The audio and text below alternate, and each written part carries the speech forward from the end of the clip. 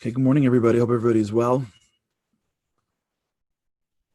Happy post-4th for those that are hearing this live Monday morning, game time. If you remember the Chicago Bulls, what time is it? Game time. Who? This is the time right now. We got to make sure we capitalize now because summer is a time where you plan. Everyone's slowing down in the summer.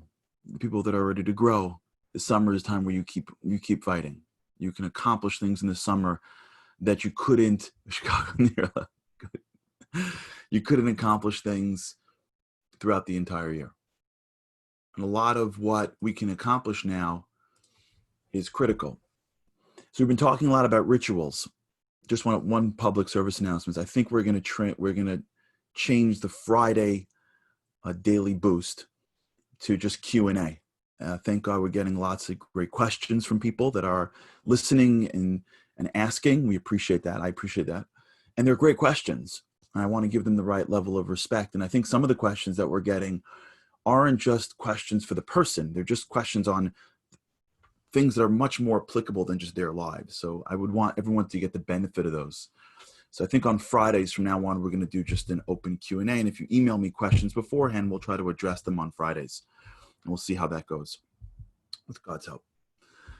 We've been talking a lot about rituals. Rituals is how we change. Rituals is the path to real change. It'd be so frustrating to go year after year, life after life, and round we go. I had a very similar experience. I'm going through this like you're going through this. My birthday was last week, and one of my traditions, one of my rituals is that on my birthday, I journal more than I would typically. It's a good way to sort of sit back and reflect. And one of the hardest things to do when you go through a journal is to see the things that you haven't worked on yet. Like you look back a year ago and you've identified issues that you need to work on and to improve and to grow on. It's hard when you read something that took place a year ago and you know in your heart that you had all the resources and all the strength to do it. You just couldn't figure it out. You just couldn't get it together. That's one of the greatest tragedies of life, is what we could have become if we could just sort of figure it out. Rituals is one of the key paths to figuring it out. And what we've been doing until now is trying to get our rituals right. Because if you get the rituals wrong, they don't really work. Right? For those of you who are sports fans, there's some great coaches out there. And I spend a little bit of time watching coaches. I love coaches. So when I jog, I try to find little behind the scene videos to sort of get into the wisdom of great coaches. And you will find that if you can take every great coach and put them in one category and go, what do they all have in common? From swimming to football to basketball, like what do so there's a few things they have in common, but one thing that they all have in common is the attention to the detail of the motion. They'll stop you and go, that's not how you shoot, do it again. That's not how you snap, do it again. What's the difference? It's not how it's done, do it again. It's not how you hold a ball when you pitch. And if you look at great players, they take the attention to detail. They watch what's called film. Film means after the game is over, they go into a room. They watch the film of themselves doing something, and next to them is a world-class coach explaining to them that when they stood, their foot was 1 inch in the wrong direction. And if you look at some of the great coaches, they get crazy about placement of feet and placement of arms and follow through. And you ask yourself, like, what's the big deal? They're just playing a game. And the answer is, yeah, when you're doing it, we're just playing a game. But they're operating at a world-class level. Whether or not a game's important or not is a different story. But whatever they're doing it at a world-class level. And so the motions have to be right. If we want to operate at a world-class level, our rituals have to be right, which means it'll take time, but we have to do them correctly. We have to do them with smarts. We have to understand why they're failing. We have to understand how to make them better. We can't just say we're going to change. We can't even just say we're going to change and here's the ritual. We have to be as careful with our lives as a world-class coach is as careful with his player's motions. Because why would swimming be more important than my life? If I work on the motion, if I understand what a good ritual is and what it's not, how it works, how does it work for me? We start to understand how I change. And me and you have similarities and we have differences. For some people, getting up in public and saying, I have changed, like I spoke about yesterday with the rabbi when he quit smoking, that would be enough, because just the thought that you have to stand in front of people and admit defeat, that's enough for you to change. And for some people, they don't care. For some people, connecting a ritual to a food that you eat will be enough, because you sort of are fighting with the food and you can manipulate. For some people, that's going backwards. That was one of the questions I got. Some people, by engaging in unhealthy behaviors, they're going back. Don't do that. For some people, the time of day where there's the most structure is the morning. For some, it's the afternoon. For some, it's lunch. You got to know who you are. You got to know how you tick. But here's what it all comes down to. And this is how we ended. You can't prefer to be great. You can't rather doing the ritual. It doesn't work.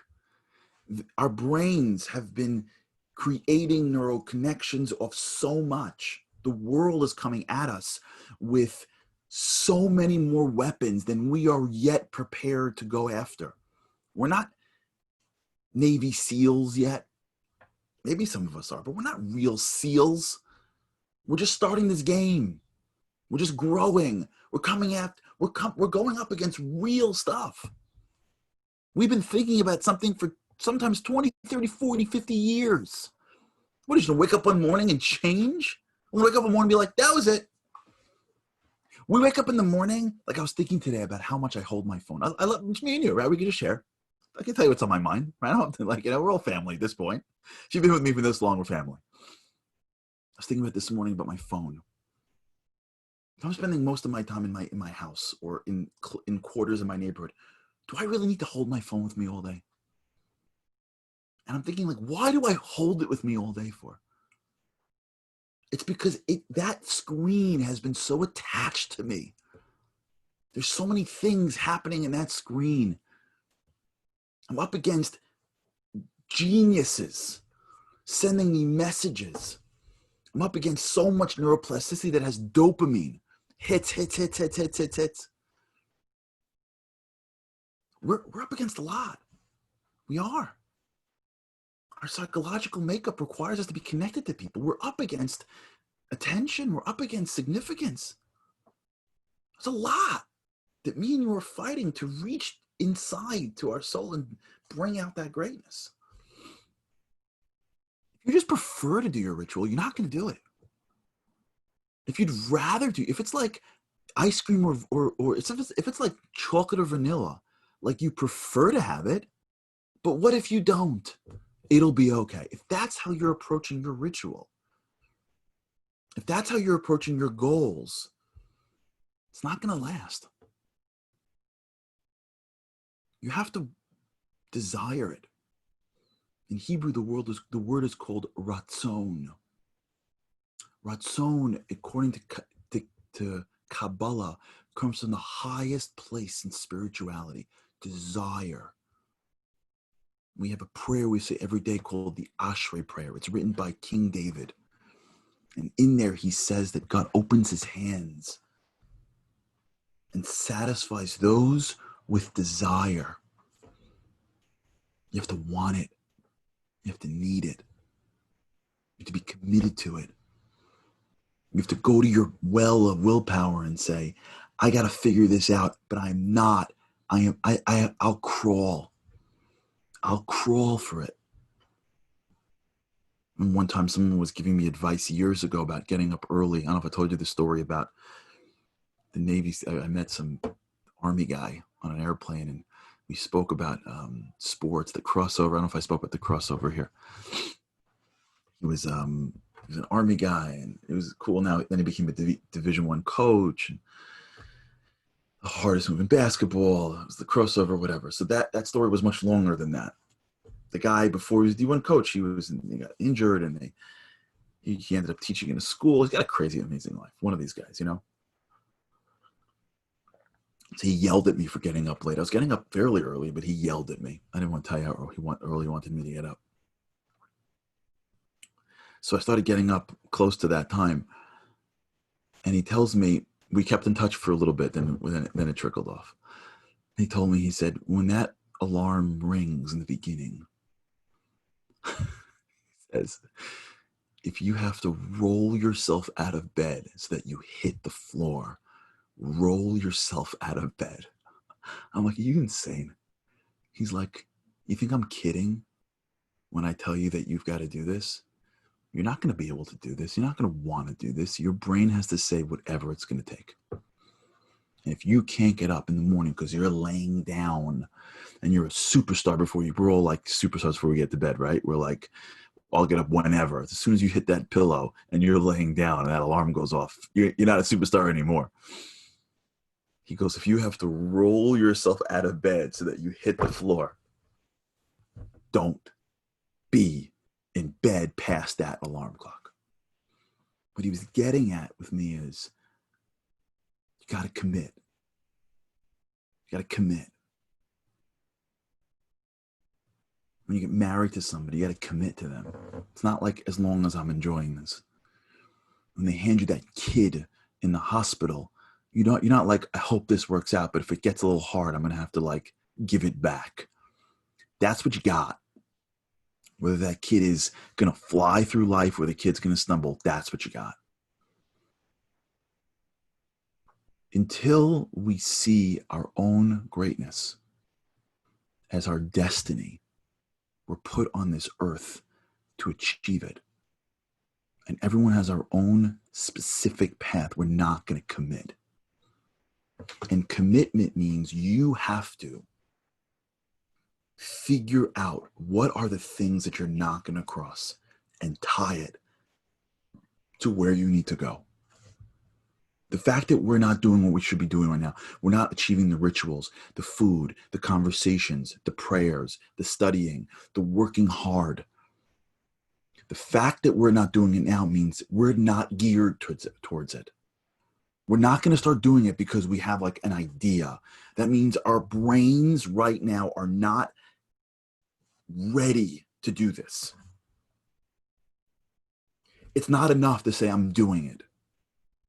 We have to understand ourselves to say, what about me are things that if I cross this line, I have committed to it. This, by the way, we're going to get there hopefully next or soon. It's called the integrity of speech. That's not now, but this is the beginning of it. There are people that when they say, I'm going to do something, you can just rely on their word. Not most people. Most people who rely on their word, they have to not say it. They have to put it in words and sign their name and get it like notarized. And even then you don't trust them. But just to say words, that's next. But we have to get clearer on what are the things that I'm not going to violate. I'm not going to embarrass myself in public. So if I can connect it to that, I'm going to do it. I'm not going to not get dressed in the morning. So if I commit to losing weight, I'm buying the smaller size. I'm not going to lose money. So if I give somebody a certain amount of money and say, if I don't show up at this point, spend it on charity, I'm not going to miss it. I'm not going to let my kids down. I'm not going to, this is a great thing when it comes to studying things. Sometimes if you study things, you would volunteer to speak about it. If I send out invitations to the new organization I want to start, I'm not going to not do the event. These are all techniques that people use all the time. All the time. I forgot where I read this one. Someone had this piece of advice. I think it's a little extreme, but they had this piece of advice where they said you would take an amount of money that really mattered to you, $1, 5, 10, 20, 100, and you would tell somebody else that if you don't check in with them, they can keep your money. And so every day you'd have no choice because you still want to lose the money. You see what that is? These are techniques that people are using because they understand that I'm fallible and I don't want to be the way I am. I want to go forward. This is part of the commitment of growth. And the surrounding piece to all of this is that the way you really do rituals is through what we spoke about here called MVPRI. Minimum viable product, rapid iteration. You have to iterate and iterate and iterate. And what that means is that you need to get to knowing yourself. What makes you tick? What do you like? What are the lines you never cross? What are the things that you want? When we understand ourselves better, each person's different. Some people are much more worried about what people think of them. Some people care less. Some people are much more money conscious. Some people care less. Some people are much more image. Some people everybody has their thing. When you set your ritual, if you're committing yourself to that ritual, then you have to look at it and go, how am I doing? Why am I failing? What do I do? What do I got to do to keep it up? I remember once I was working out and I would find myself when I would work out or I would run, whenever I would have this excitement, it would work. And then I would dip. And I started to identify a week that took place in my workouts that would always be the dip, and I would call it stick week. And I would tell myself, because it'd always be like 3 weeks in, all the emotions gone, and if you stuck it out in 3 weeks, you can last till 4 weeks. You know what I'm saying? There's like that period of time when you pick a ritual that it stops being like enjoyable because the excitement gets off. You don't see the returns yet. You don't see the impact yet. And now you're stuck. And I would tell myself, this is called stick week. And I would remind myself in the morning, it's stick week, it's stick week, it's stick week. Because stick week means it's a finite period of time you got to stick with it. And it would help me get through it. Because to me, I want to get through it. I just need to know that it makes sense. Because when I would hit a wall and the wall would be like, why are you doing this for? It's hard, it's annoying, and you're not getting anything for it. I would have to tell myself, no, you've been here before. This is a period of time where you have to solidify it, and then you're going to see the returns later on. If I wouldn't be looking back on the rituals and going, where did I fail in my third week? Why did I fail in my third week? Because I lost the excitement. I didn't see my results. What do I got to do to keep on going? I got to remind myself this is part of the process. You don't have to see results. Okay, how do I do that? Create a word that you can tell yourself while you're not going to go do the thing. All of that is called rapid iteration. You're iterating for yourself. You're customizing your rituals. Because you know yourself, and you're not going to let yourself not do this. You're not going to let yourself embarrass yourself. You've tied your ritual to something beyond yourself. You've told somebody else. You've done something. You've committed to being there in 6 months. You've connected it to pleasure. You've done the work to say, this is out of my hands. And now you have to say, I'm committed to this. So how does my brain work? If you can get in that world where you can look at yourself as separate from your brain and watch the computer and look back at it and go, how come it fails every 2 weeks? How come I can't hold on to this? What? What is it? Do I have to up the reward? Do I have to increase this consequence? Do I have to lower the ritual so it's not as hard? Am I putting it in the wrong space? What is it? I got to get it. It's like raising a child. And the kid's in school failing. What are you going to do? Force him to go to school so that he fails more? So the parents sit around and go, why is he not succeeding? What, do I get him a tutor? Do I put him in a different classroom? Do I make it different? Do I give him supplemental readings? What do I do? Do I take him to a psychologist? Do I take him to a psychiatrist? I got to get this kid through life. How am I going to put this kid through life? I can't just stick him through the system and either he fails or he doesn't fail. This is my kid. I got to get me through life. I got to get my mind to focus so that it works for me. I don't work for my brain. How am I going to do this? I've been failing for 10 straight years. I need another plan. That's where the greatness comes from. That's where you dig into yourself and find who you are. It's through the process of iteration. through the process of banging your head against the wall at night and going, how come I can't get this? Am I asking too much of myself? Should I do less? This is the greatness. This is the growth. This is how athletes become world class. This is how people become world class. This is how marriages become world class. How can we make our marriage better? Where are we failing? Why are we fighting about the same three things? What's the disconnect? This is how parenting becomes world class. This is how religion and connection to God becomes. Why am I struggling with doing this?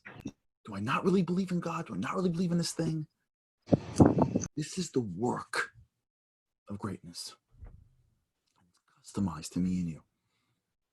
And we're going to talk about this. Hopefully tomorrow we're going to move on to the world of speech. But until then, try to do this. Really, this is the game. This is the fun. It's the fun. This is the greatest game on earth. The game of me and the game of you. There's no better game. If you want to hear this on demand, remember every day on Instagram, on Facebook, on YouTube, and on Twitter. Send me your questions if you want. We're going to talk about it on Friday. Until then, try to do this today. Take a ritual. Keep at it. If you hit a wall, take a second tonight. Look back and go, where did I fail? You'll find so many insights, and it's in these insights that you'll find ways to tap into ourselves in ways we never knew existed. All right, we'll continue this with God's help. Thanks so much for being here Monday morning. Have a great day. And with God's help, I cannot wait to see you again tomorrow.